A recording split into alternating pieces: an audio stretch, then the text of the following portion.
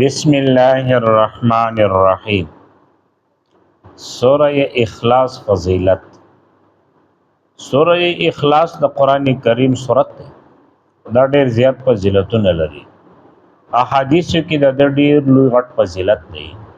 موږ به یو حدیث ذکر کو. مرقات د مولا علی قاری یو کتاب دی شرح مشکات.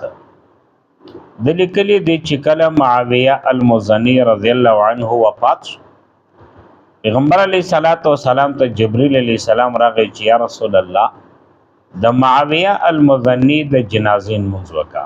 نبی علیه الصلاۃ والسلام صحیح ده چې کله جمع ودرې د پیغمبر علیه الصلاۃ والسلام چې لمونځ وکړه، نبی علیه الصلاۃ والسلام چې سلام وګرځول مخ راواړول، نو بلا شي چې کوم دی ملائکه دا په جنازه کې شریک دي. دو صف ولړ دي، په یو صف کې هم 70,000 ملائک دي، په بل صف کې هم 70,000 ملائک دي. پیغمبر علیه السلام ډېر حیران شو چې دومره زیات تعداد ملائک راتلل.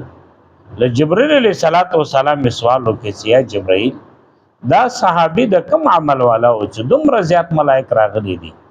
جبرئیل علیه السلام ورته فرمایل چې یا رسول الله، د دې انسان چې کوم دی سوره اخلاص به ډیر ویلی، کبه دی روانو، کبه دی ولاړو، کبه دی ناستو، کبه دی فروتو، او کبه دی بیمارو، کبه دی جوړو، هر وخت د سوره اخلاص قل هو الله احد دا به ډیر زیات ویلی. او نور احادیثو کې هم زیات فضیلت راغلی دی.